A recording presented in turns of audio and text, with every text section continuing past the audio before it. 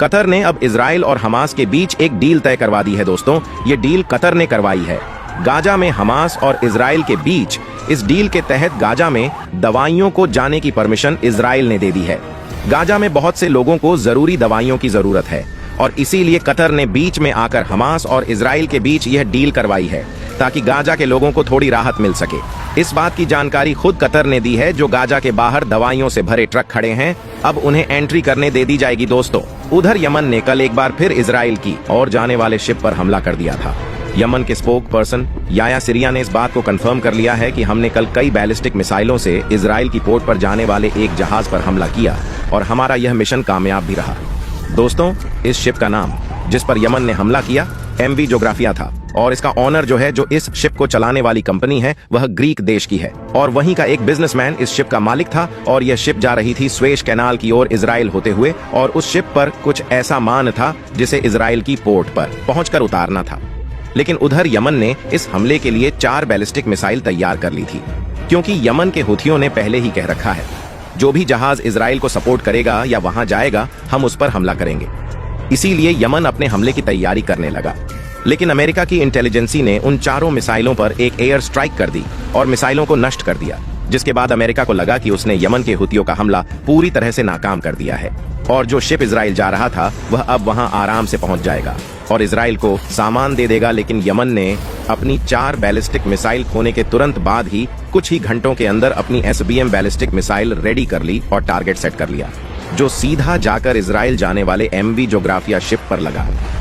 दोस्तों, आपको बता दें कि यह एक बड़ा बल्क कैरियर शिप था जिसमें $1 बिलियन से लेकर $3 बिलियन तक का सामान लोड करके ट्रांसपोर्ट किया जा सकता है। ऐसे शिप आकार में बहुत ज्यादा बड़े होते हैं जिन पर तरह तरह का सामान एक जगह से दूसरी जगह ले जाया जाता है।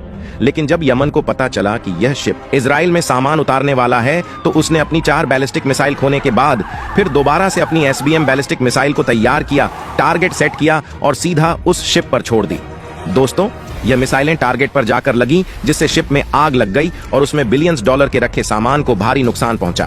इस तरह से एक बार फिर से यमन के हुथियों ने इजराइल का एक बड़ा नुकसान कर दिया है। इजराइल की हालत अब ये हो चुकी है कि उसे अपने देश के बहुत सारे शहरों में हाई अलर्ट को जारी करना पड़ गया है। इतना ही नहीं, उत्तरी बॉर्डर से लगे इजराइल के पूरे गांव अब खाली हो चुके हैं। इजराइल के इन शहरों को देखकर ऐसा लगता है मानो यहाँ कभी कोई रहता ही नहीं था।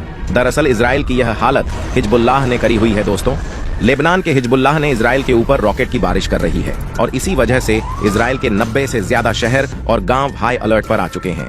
एक रिपोर्ट के अनुसार हिजबुल्लाह के पास हथियारों की कोई कमी नहीं है और वह अभी इजराइल पर ऐसी anti tank laser guided missile दाग रहा है। इसके अलावा हिजबुल्लाह ने उत्तरी इजराइल पर एक के बाद एक 32 मिसाइलें छोड़कर इजराइल को ऐलान कर दिया है जंग का।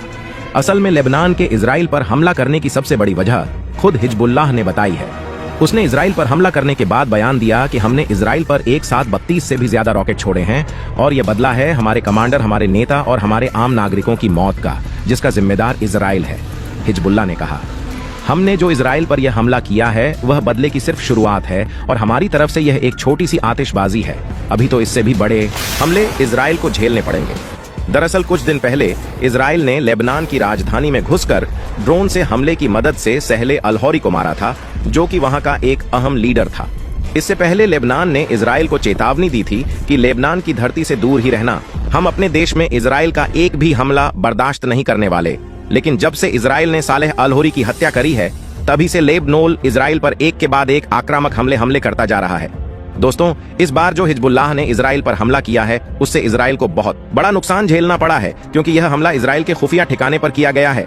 दरअसल इजराइल के माउंट मरीन पर जो खुफिया बेस है इजराइल का, उसे हिजबुल्लाह ने उड़ा दिया है, जहां अब तक हमास के सैनिक इजराइल से लड़ रहे हैं और फिलिस्तीन की जंग में अब तक भी खड़े हैं।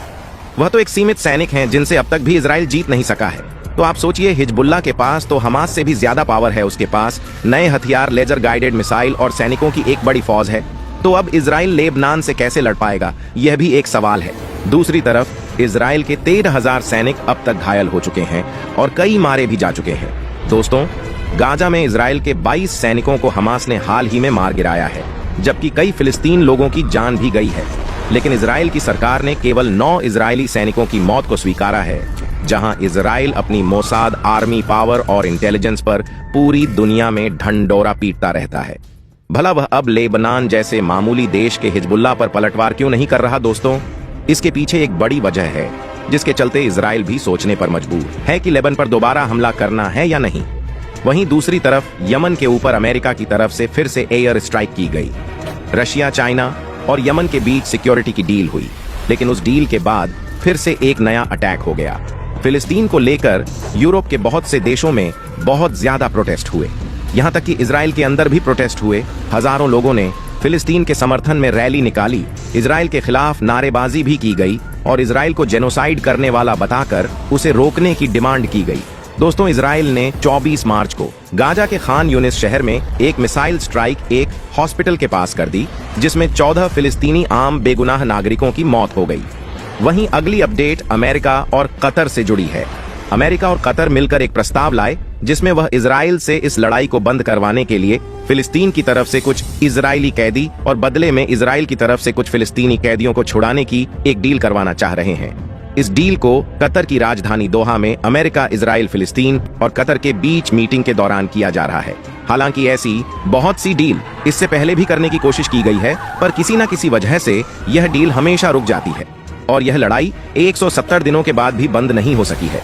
दोस्तों, यमन ने इजराइल को इस जंग के दौरान सबसे ज्यादा सबक सिखाने का काम किया है, लेकिन इसके बदले में उसे भी बहुत कुछ झेलना पड़ा है। बीते कुछ दिनों में यमन की राजधानी सना में कई धमाकों की आवाजें सुनाई दी और धुआं उठता भी दिखाई दिया। अमेरिका की तरफ से यमन की राजधानी सना में एयर स्ट्राइक की गई।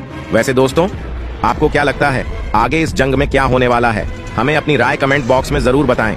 साथ ही वीडियो की इंफॉर्मेशन पसंद आई हो तो लाइक करें, शेयर करें, चैनल को सब्सक्राइब करके बेल आइकन को प्रेस करना ना भूलें।